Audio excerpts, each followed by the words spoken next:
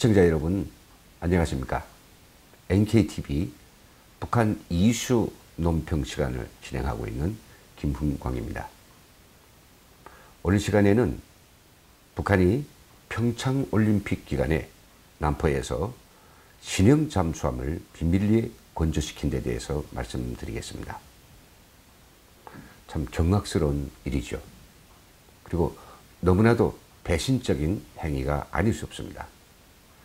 김정은이 2018년 신년사에서 느닷없이 평창올림픽 참가에 승부수를 던지고 북한의 많은 대표단들과 선수, 응원단, 예술단까지 남한으로 대거 내려와서 평창올림픽 성공을 위해서 협력하는 척 국제사회의 이목을 돌려놓고는 지난 2월 16일에 비밀리에 김정은이 참석 밑에 저희 NKTV는 북한 고위소식통이 보내온 자료를 통해서 지난 2월 16일 김정은의 참석하에 진행된 이 신형 미사일 진수식에 대한 일말의 정보들을 얻게 되었습니다. 정보에 대한 사실관계를 가능한 수단을 통해서 확정한 데 의하면 확실히 북한이 지난 2월 16일에 진수식을 비밀리에 가진 것은 사실인 것 같습니다. 이에 대해서 좀 더 자세한 팩트를 말씀드리겠습니다.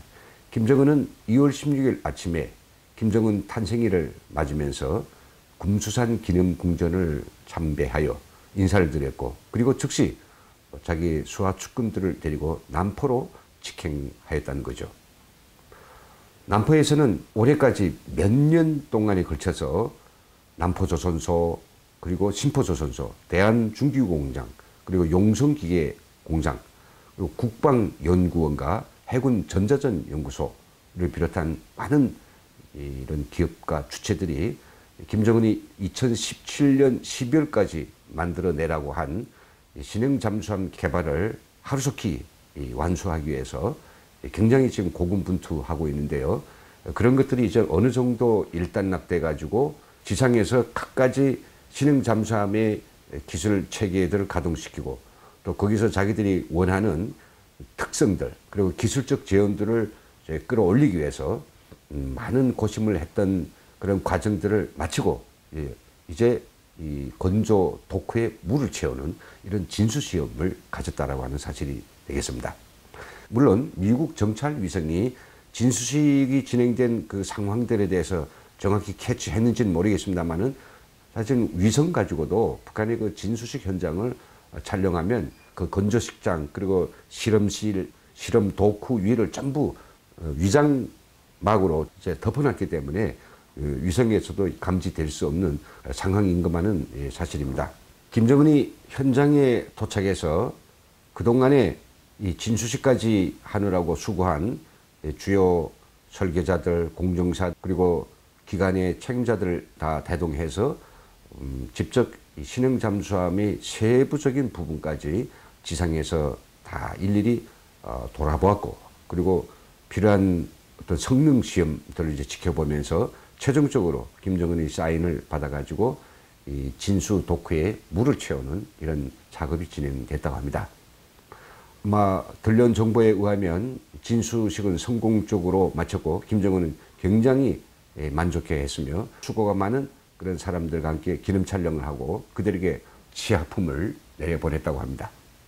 그래서 2월 17일, 18일에는 조선소는 온통 명절 분위기로 떡을 치고 꽹과리를 불러댄 것 같습니다. 이날 진행된 진수식에서 굉장히 사람들이 이목을 집중시켰던 것은 상당수의 외국인 기술자들이 여기에 참가를 해가지고 북한 연구원들과 공동 시험하고 그것들을 개척하고 이 진수식을 지켜보는 그런 정황이 포착된 것입니다.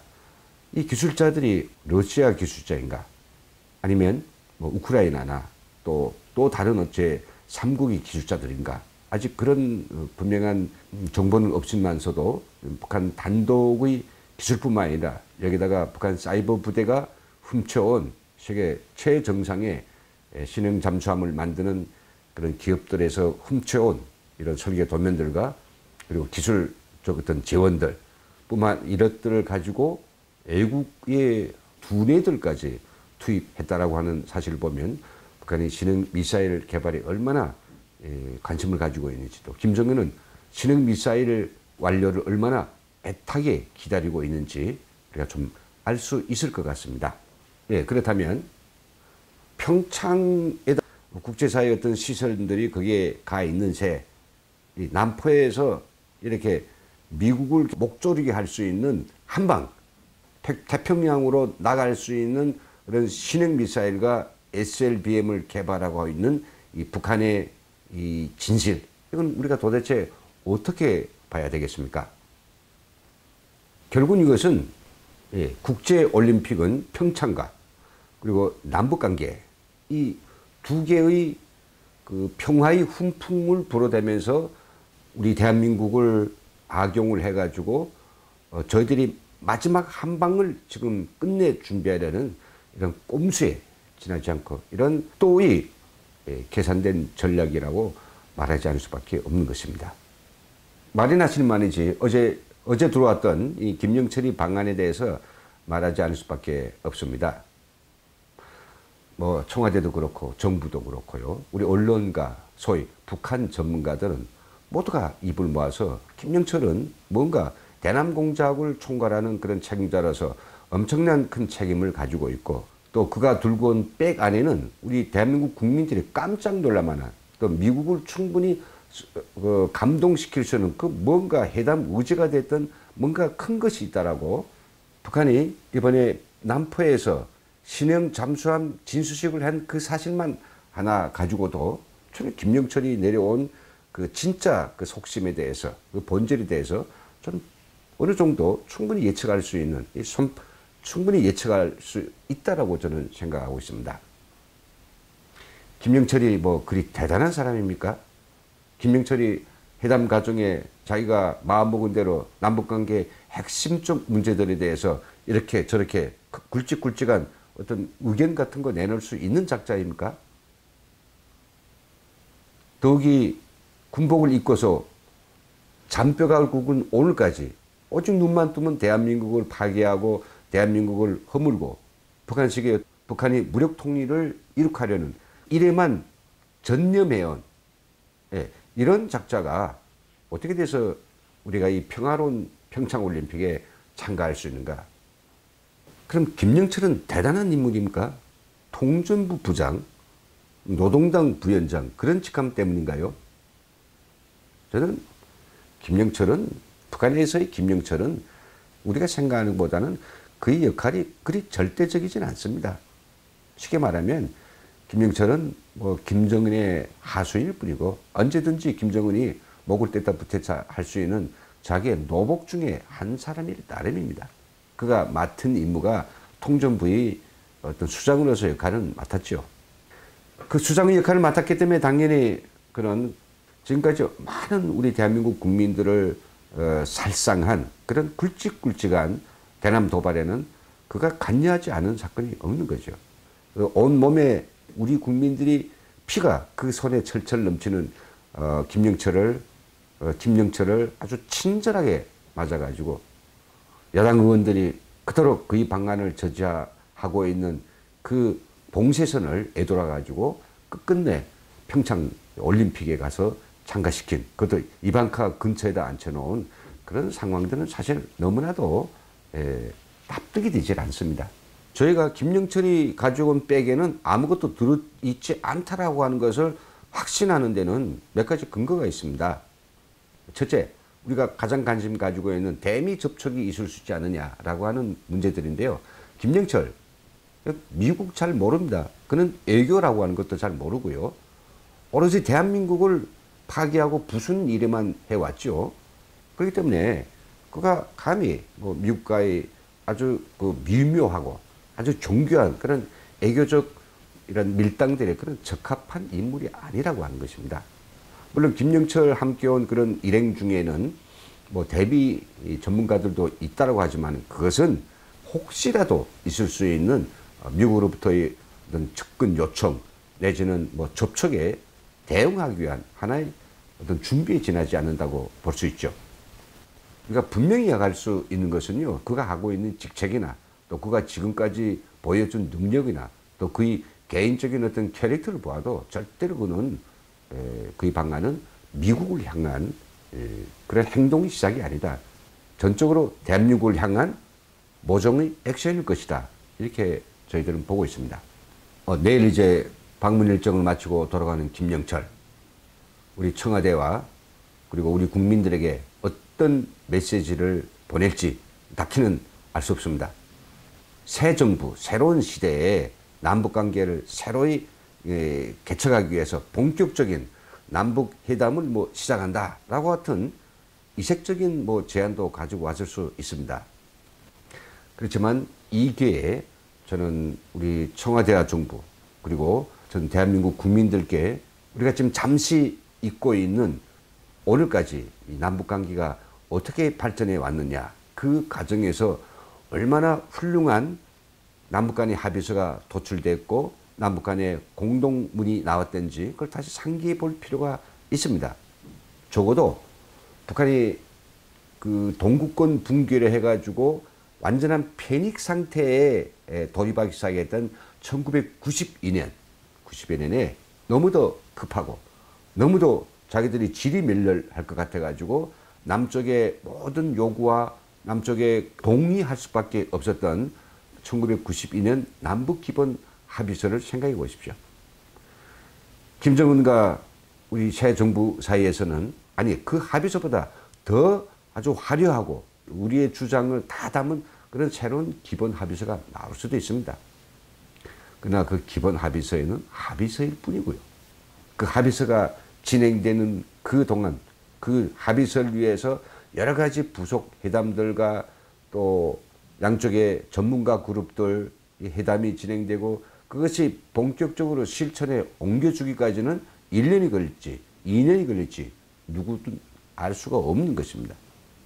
그 기간이 북한한테서는 굉장히 중요하다는 이야기죠. 즉 자기들이 핵무력을 완성해서 태평양상에서 미국의 코앞에서 미국의 아킬레스건을 틀어질 수 있는 그런 신형잠수함과 SLBM 마지막 한 방을 만드는 데는 돈이 필요되고 시간이 필요된다는 이야기가 되겠습니다.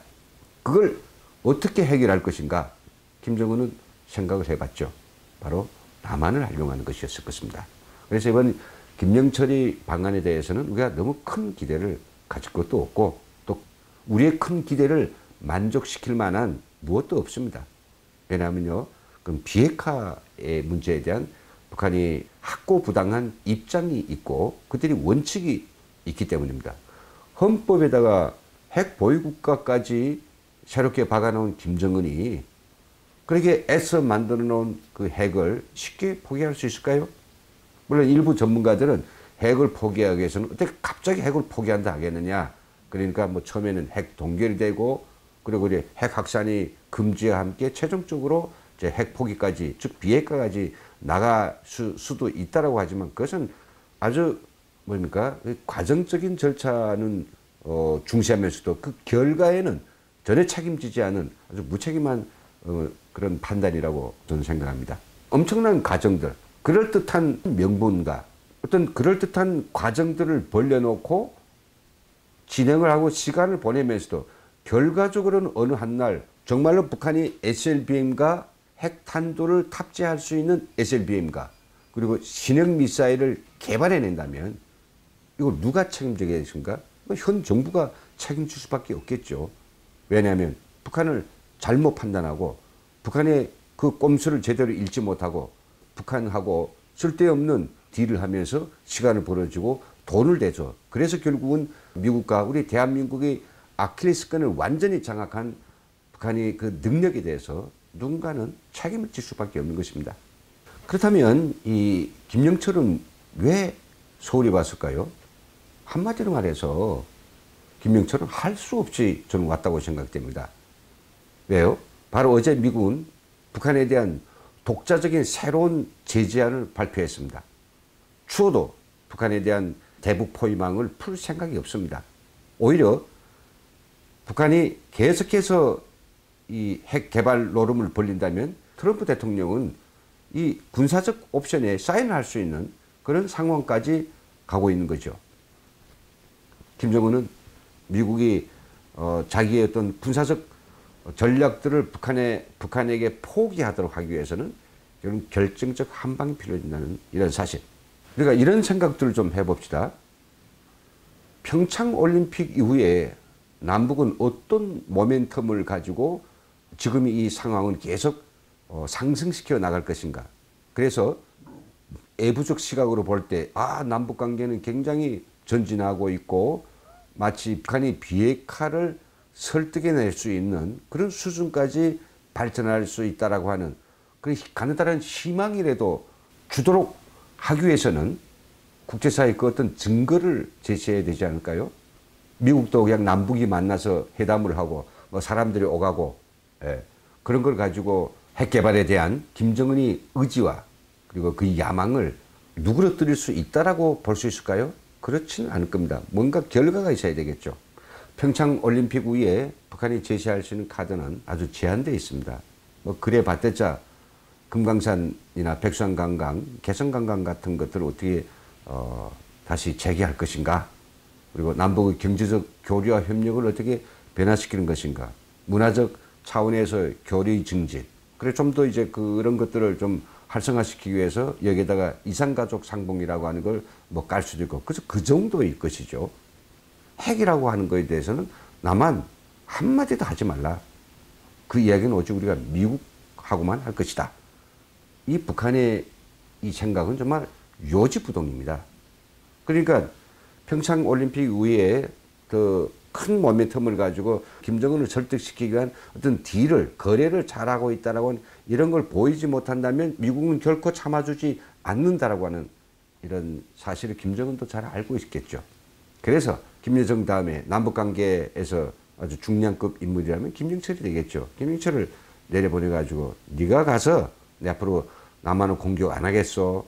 그리고 남한과의 그런 교류 협력을 위해서 뭐 항시적으로 이런 어떤 긍정적인 조치들을 남북이 같이 뭐 생각해 봅시다.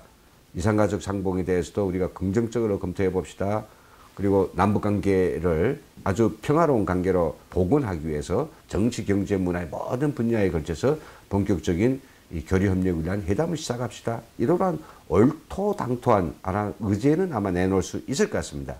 자, 그렇다면 우리가 북한이 하고 있는 얼토당토한 이런 수작지에 우리가 계속해서 놀 수만은 없는 것입니다. 미국은 기다려주지 않고요. 북한의 꼼수에 더는 놀아나지 않을 것이라는 사실을 저는 분명히 새길 필요가 있습니다. 네, 지금까지 북한이 평창올림픽 기간 동안에 남포에서 비밀리에 신형 잠수함 진수식을 진행했다라고 하는 이런 내용을 말씀드립니다.